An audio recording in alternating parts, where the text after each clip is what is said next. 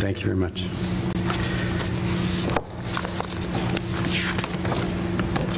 Well, good morning and aloha.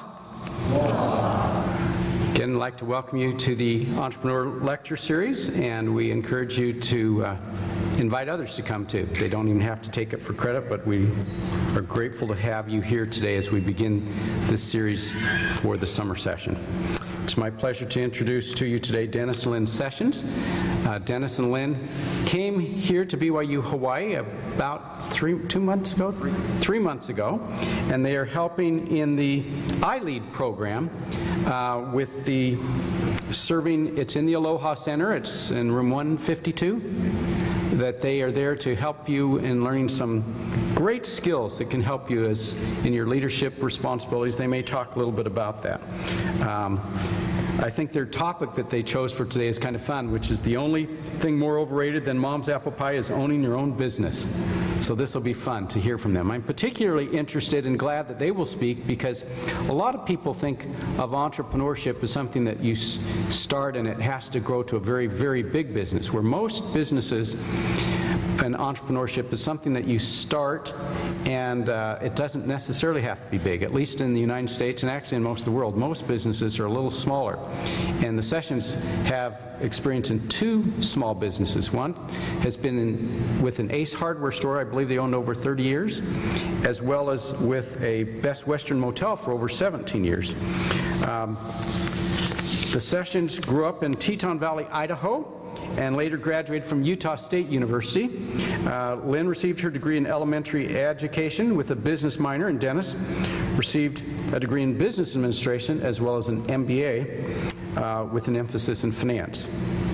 They later returned to the Teton Valley, and that's where they started some of their businesses. I'll let them tell you a little bit more about that as they talk to you. But I do want to say one of their greatest blessings is their children, 5 children, and is it 7?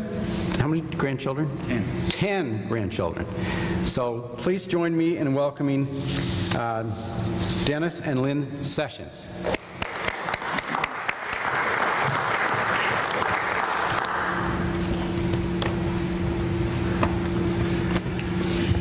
Aloha, and thank you, Brother Tanner, and it's a pleasure for us to be here today. There's a couple things that I hope you realize from our presentation when we're done. One is we're both going to be doing this because if you're an entrepreneur, and especially in a small business, it's going to take the support of your spouse. It will be a team effort between the 2 of you, and that's what we did with ours, is work together. She was as involved or nearly as involved as I was, and so it was always a joint effort between us. And the second thing is, as Brother Tanner mentioned, you can start small and grow a business into something that will provide you a great retirement. And that's kind of our story here today. You may wonder why we chose the topic, the only thing more overrated than mom's apple pie is owning your own business. When we started as small business owners, my parents, who are also entrepreneurs, found a plaque with this on it. And they gave us that plaque. We hung it in our home, and it still hangs there today. And as you think about what that really means, many times owning your own business does tend to be overrated, especially not in an entrepreneur's eyes, but in the eyes of people who are not involved with a business. First of all, your family, your friends, and others are always going to think that you have it made if you own your own business. You're on easy street. They're going to think you're wealthy, and they're going to think you have lots of leisure time. Now, we're going to indicate how that's not necessarily the case as you go through life. So, why be an entrepreneur? Because as an entrepreneur, you're going to feel these emotions every single day when you get up. And maybe you wake up at 4 in the morning and that's the first thing that pops into your mind is some of the things you've got facing you today. First, She said, "That's me. That is me." You know, and at 4 in the morning, there's nobody you can call. So you still have to wait till after 8 o'clock. Owning your own business, you're going to be challenged. Every day that you own it is going to be a challenge. You're going to be excited most of the time, not all the time. You're going to be frustrated some of the time because either people or things are not happening the way you would like to have. You're going to worry. I can guarantee you'll worry if you own a small business. You're going to worry about the money. You're going to worry about employees. You're going to worry about the direction you're taking your business. You're going to feel overworked. For any entrepreneur going into a business, you just will plan on 50, 60, 70 hours a week. It is not a 40-hour week to own your own business. In the first, probably over 20 years of our owning our businesses, I never took a Saturday off. I was always 6 days a week, 10 to 12 hours a day in building our business. Then you will feel rewarded. If you do this long enough, you'll be rewarded. And if you always keep focused in your mind the vision of your business, you will be greatly rewarded. And the vision of our business was always the customer service that we could provide. We were never motivated by the dollar. If you are in business for yourself and you're only motivated by how much money you can take to the bottom line, you will not succeed. You have to serve the people that your business is set up to serve. And you will always be preoccupied. It's a 24/7 thing to own your own business. It is always on your mind. When you wake up in the middle of the night, that's what pops into your mind. When you go to bed, that's the last thing that's on your mind. So, if you are prepared to take on those challenges, you will, like I said, be rewarded.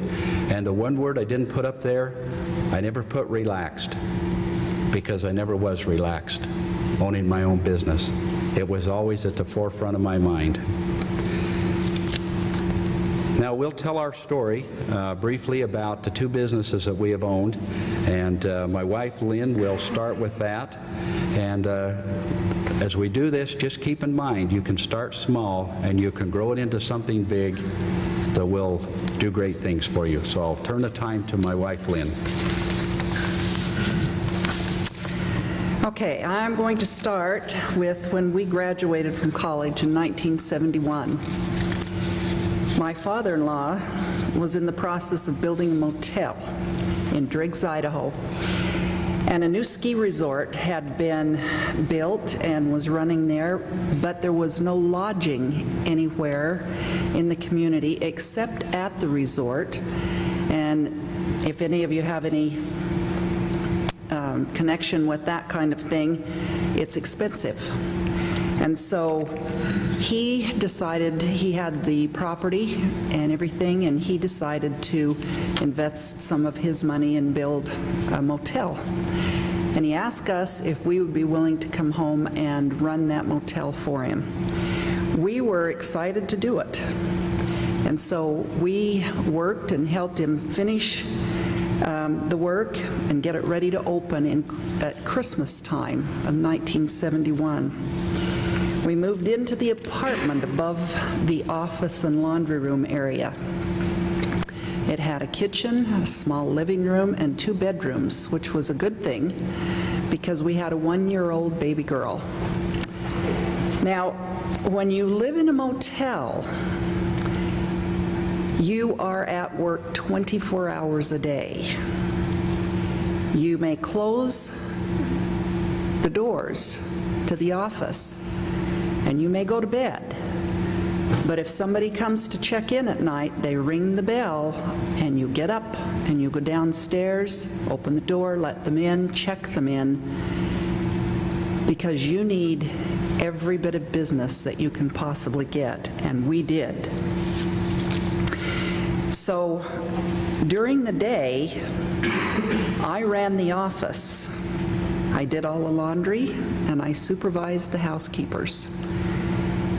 And it was Dennis's job to take care of all the repairs, the fix-ups, the cleanups, anything else that needed to be taken care of. And we did find out that when people came skiing, they liked to wax their skis in the rooms. It made a big mess. There were a lot of things that had to be cleaned up and fixed up and taken care of. We did hire a couple of desk clerks that worked a few hours that gave us a little bit of rest time, and we could go buy groceries and a few things like that. But it was very trying and a lot of hours. We finally grew the business to make it possible for us to hire someone to live in the apartment, and we could move out, which we did in 1974, 3 years later. By then I was expecting our third child, so I was very glad to be in a home. We also hired an office manager, and she was there at work during the day and supervised the housekeepers. As the years went on and the business grew, we were running almost full all the time in the winter ski season and then in the summer tourist season, because people would come to see the Grand Tetons and they would go to Yellowstone Park.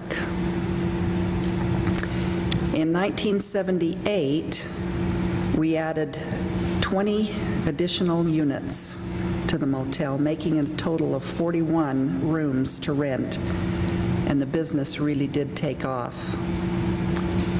Now, when you're in the motel business, it's 24 hours a day, 7 days a week, and 365 days a year. We had to put our 4 daughters to work folding laundry and doing the housekeeping in their teenage years, and there was always yard work and repairs and maintenance to be kept up. So after 18 years, we were exhausted. In 1988, we sold the motel in order to devote our full attention to our hardware store. I'm going to let Dennis talk about that now. Okay, thank you.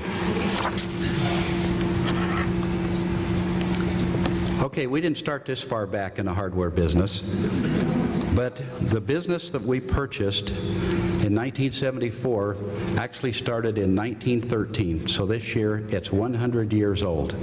It started as it says there, CW&M, which stood for Consolidated Wagon and Machine Company. So 100 years ago, there weren't a lot of tractors, but there were a lot of wagons and harnesses, farm equipment that had to be pulled with a horse. But that's when that business started. When we bought it in 1974, we were the 4th owners, and it had been in continuous operation. It had been a John Deere tractor dealership, but the owner just ahead of us had given up that dealership, and so he was losing interest in the hardware business. We purchased it on July 1st of 1974. We paid $18,000 for the inventory and equipment that was in the business, and my father bought the building. He needed the building for another purpose. So we walked in the door on July 1st. We didn't know anything about the hardware business, but we quickly learned. It was an old-time hardware store. It hadn't changed a lot from probably what it was in 1913. It was old and dirty and not a very pleasant place. There was a competitor across the street. It had upgraded, and that's where all the business was going.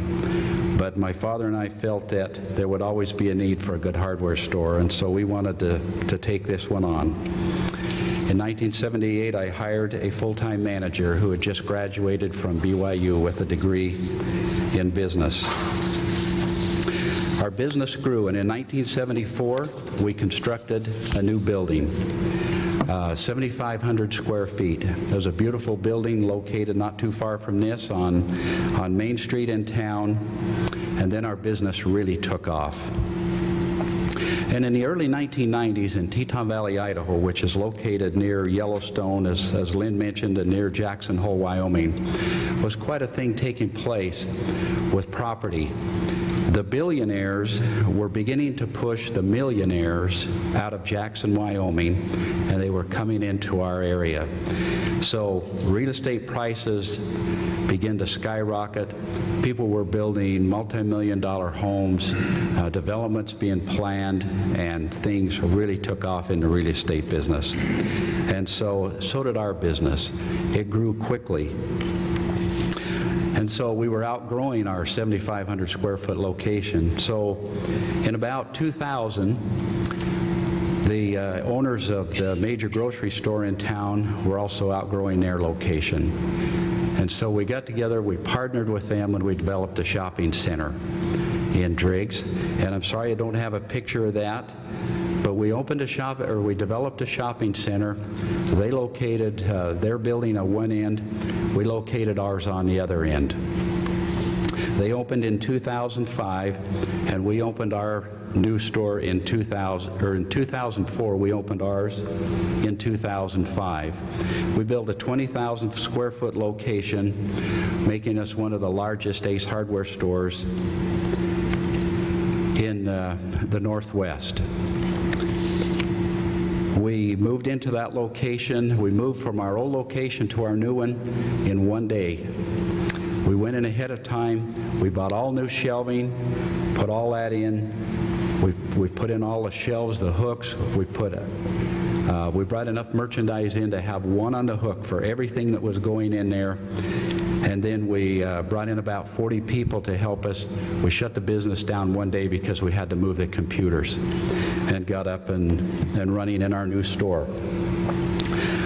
This business grew, and when we sold it in 2010, we were doing over $3 million a year in that hardware store. We had 18 to 20 employees, and we were never open on Sunday. Sunday is the second biggest retail day of the week in the United States, and we were never open on Sunday, and yet we turned that kind of volume having been closed. And so we know we were greatly blessed by our Father in heaven for not opening our store on Sunday, and our employees were grateful to us as well. So that's kind of the history of our two businesses. Now I want to talk about the responsibilities that we each took within the business. First of all, Lynn will take a few minutes and talk about hers.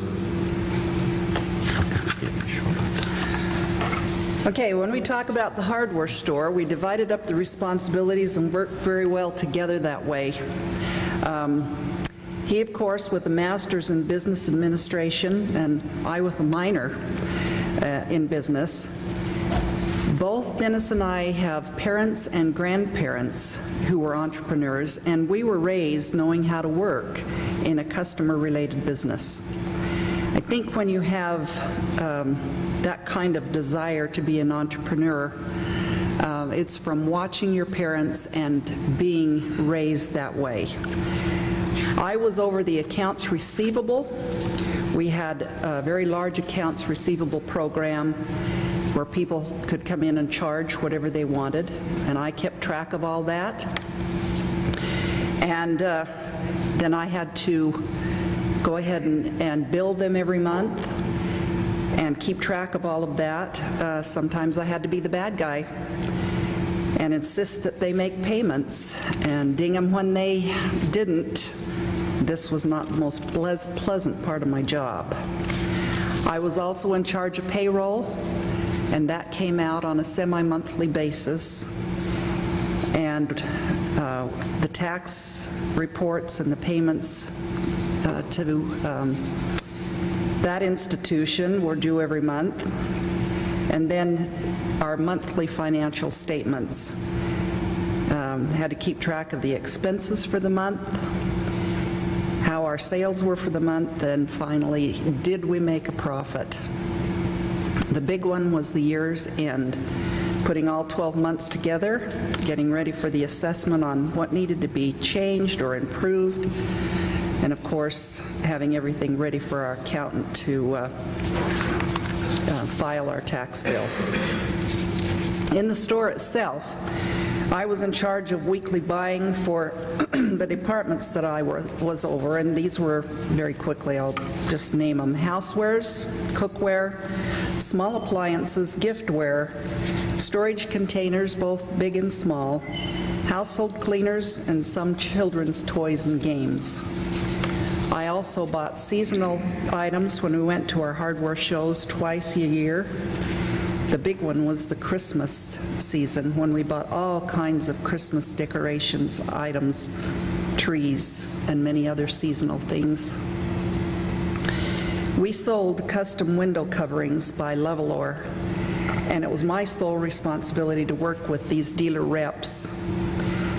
I had to teach our employees how to work with and instruct the customers on measuring their windows and filling out their forms properly.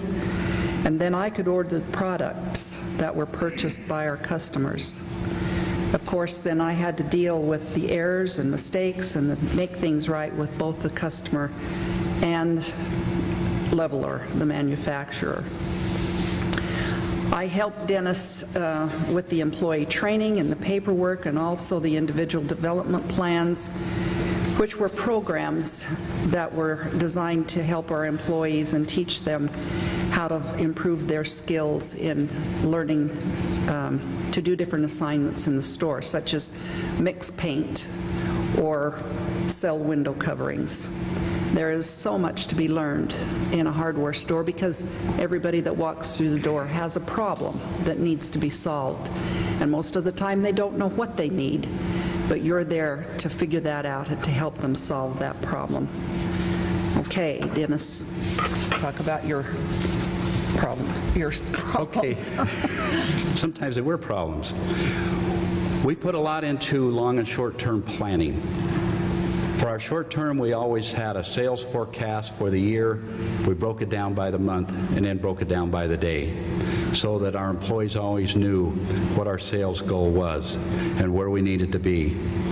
We always had a 3 to 5 year long-range plan.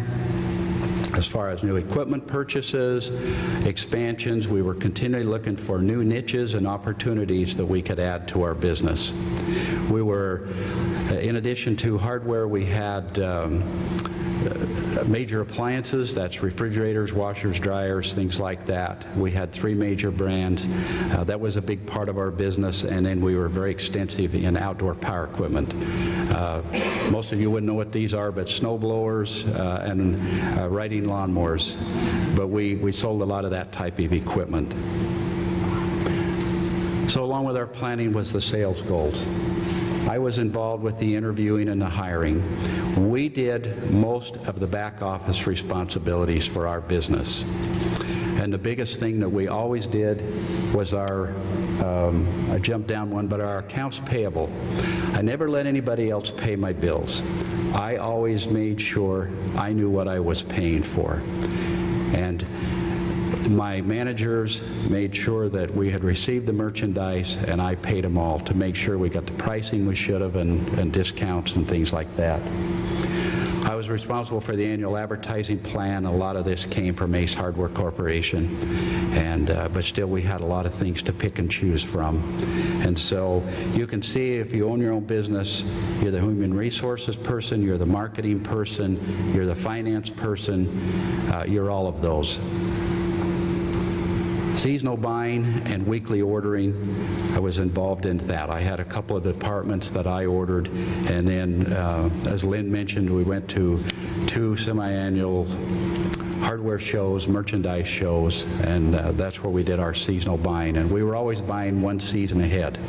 So we would go in the September-October range to buy lawn and garden for spring and summer. We went in March to buy fall and winter, Christmas and winter goods. We set some personal goals when we decided to go into business for ourselves. And this is what I think, if you're going to become an entrepreneur, you kind of decide, you need to decide, why do you want to be an entrepreneur? We wanted to, oh, yes, I'm sorry, yes. Teamwork. First of all, you have to enjoy going to work every day. Has to be something that you want and like to do. If you get up in the morning and you have a bad attitude and you go to work, it's going to show to your employees and your customers. And so you always want to start the day with a positive attitude and a smile on your face. And that's what we tried to do. We wanted to provide a good standard of living for our family, but this doesn't mean it was easy. And it takes a lot of hard work to build your business into what your vision is, and money is always tight getting it off the ground. Right now, our son is experiencing that because he's developing his own company, and he's working many, many long hours. But you have to stick with it and be patient and be hardworking to get to where you want to be. And we wanted to provide a place for our children to gain work experience. It was important to us. We learned from our parents, and they were the most tough times, and they were the toughest bosses that we ever had. We worked our 5 children in the hardware store. They cleaned and stocked shelves. They learned how to run the cash registers and check out the customers, and basically provided whatever customer service was needed. In addition, they helped me stuff envelopes and stamp them to get ready to put those accounts receivable envelopes in the mail. They also filled in at home, cleaning the house and fixing meals when needed. It's a full-time job for a mother and a father to raise 5 children and to be involved in their activities, to be active in the church, and to help run a business. However, it's very rewarding and fulfilling. And I want you to know, I had a wonderful partner. Okay, to finish our personal goals, we wanted to fill a need within the community, a niche. And that's what you have to look for if you're going to start a business, is look around and say, what does this community need? What are people looking for? What are they leaving town to find? And use that as your basis for starting a business. We wanted to be generous in our tithes and offerings to the church, and we wanted to give back to the community. And we know the importance of the tithe and offerings, but the importance of giving back to the community will grow your business. You know, there are a lot of organizations come to your business and like you to support their cause, and we always did that. We never turned anybody away because we didn't want them to be unhappy. We felt they were a potential customer. When they came from the high school as students and needed us to support programs in the high school, we always supported them because I knew those students would grow up, and if they settled in that community, they would be our future customers. So I didn't ever turn them away or tell them that we couldn't support their cause.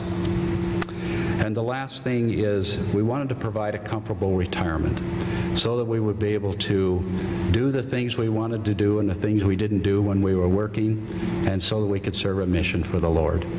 And that we were able to do. We were able to accomplish all of those. We loved going to work.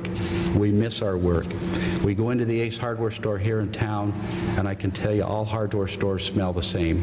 And it's home to us. We enjoy it. In 2009, Ace Hardware implemented a new program called the Platinum Award. And it was a set of very stringent requirements you had to meet as a dealer in order to earn that award. It involved a lot of things like the merchandise per square foot that you had available for sale in your store. It had to do with your sales. It had to do with average transactions. And we were always working to increase our average transaction. That's the sales per customer. And so in 2009, this program started. and we received one of the Platinum Awards from Ace Hardware. There were 225 stores that year from over 5,000 Ace Hardware stores nationwide that received that. We felt very honored. And this was a picture taken with the plaque that they gave us for earning that reward. Okay, one of the things I always like to tell people about owning your own business, remember I said at the first that your friends and neighbors always thought you would have it made. They thought you were doing well, you had it made, you were on easy street. Well, I just want to tell you, one of the great things about owning your own business is you get to pick which 12 hours of the day you work. That's the greatest advantage of owning your business, is you're still going to work. Yes, I could go golfing today if I wanted to. If some of my friends called and we wanted to go, I like to ride snowmobiles. We're in snow country and we're avid snowmobilers. It was a sunny day and they called up and said, let's go. I could leave for a few hours during the day, but then I was there that night doing my work. It was always there. So just remember, you can do what you want to do, but your work is always going to be there. I know we're getting short on time. I want to talk about our approach to business. We always had short and long-term goals. That was very important. Always looking for the new niches, as I explained. We wanted to have the highest degree of honesty and integrity in everything we did. If we told a customer we would do something, and this we required of all our employees as well, if you make a commitment to a customer, you make sure you follow through with that. If you are going to call them back with information, if you're going to order something, or anything you are going to do, make sure you did it. We always operated with the highest degree of honesty and integrity. We always tried to have a sound financial plan. We knew what kind of a gross margin we needed to turn in our operation in order to cover the costs and make some money. We always wanted to treat the customers first, but we wanted to make money in the process. That was our purpose for being there as well. And so we always make sure that we had a decent gross margin and a decent return on investment. We always surrounded ourselves with good people. And these three people in the picture, their combined experience working for us is 73 years. That's how long we had them as employees. The fellow on your left is the guy we hired when he graduated from BYU. He worked for us 36 years and is still working in the business today for the new owners. He was our manager. The lady on the right in the red vest worked for us 26 years, and she was our paint department supervisor, and she grew that department, and we were the place in Teton Valley to go for paint. She still works at the store as well for the new owners. The lady in the center was our floor manager. She was responsible for keeping the store looking good. We had over 40,000 items in our business, and like I say, in 20,000 square feet. So we had a lot of aisles and a lot of footage of shelving. She was responsible for keeping that looking good. She was responsible for the end caps and all the displays up and around near the checkout, all the impulse items that people just pick up because they see it. She was the one who made all that happen in our business.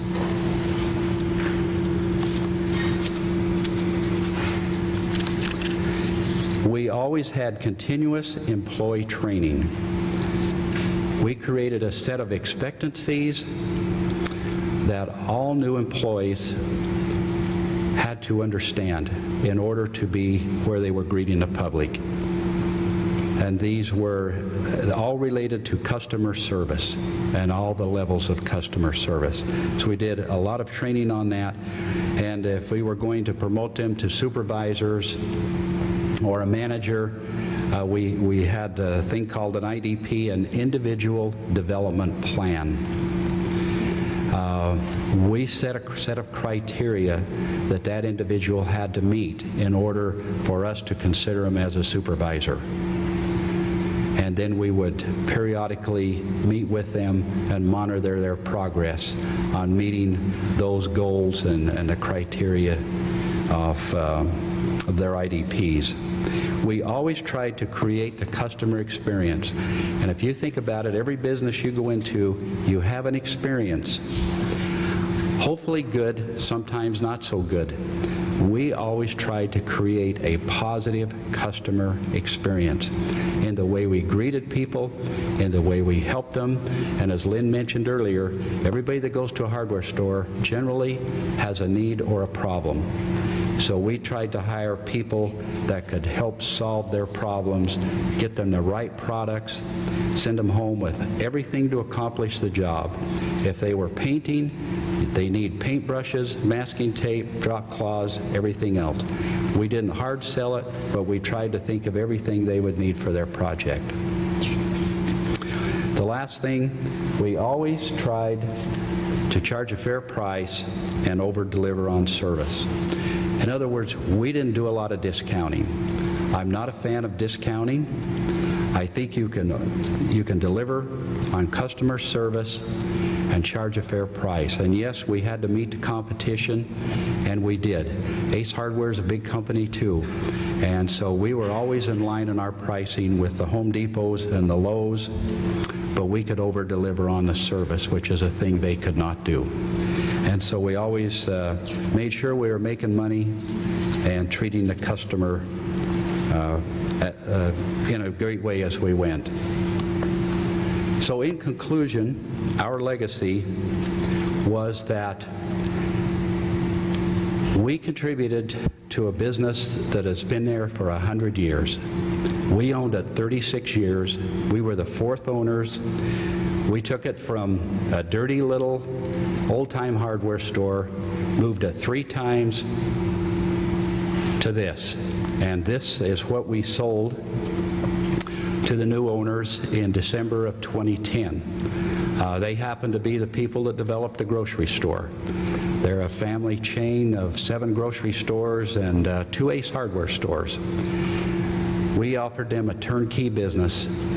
All our employees are still there. Our management is still running the store for them.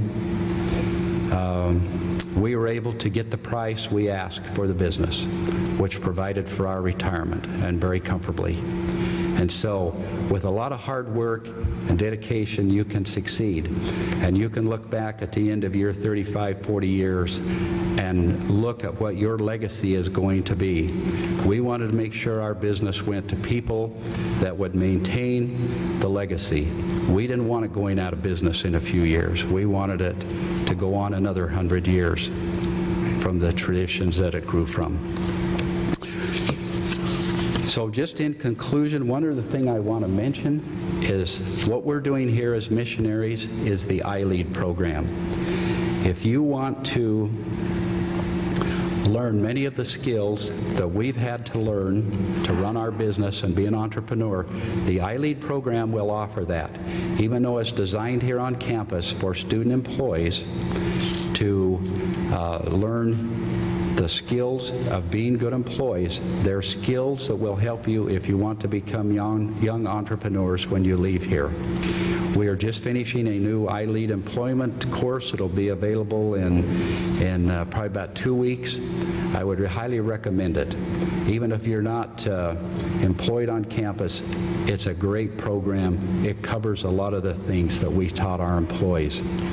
And so with that, I would like to say thank you for listening to us and for the opportunity of being invited here today by Brother Tanner and the entrepreneurship program on campus. We love to be entrepreneurs. I highly recommend it. And now I know we're about out of time, but I would open it up to any questions.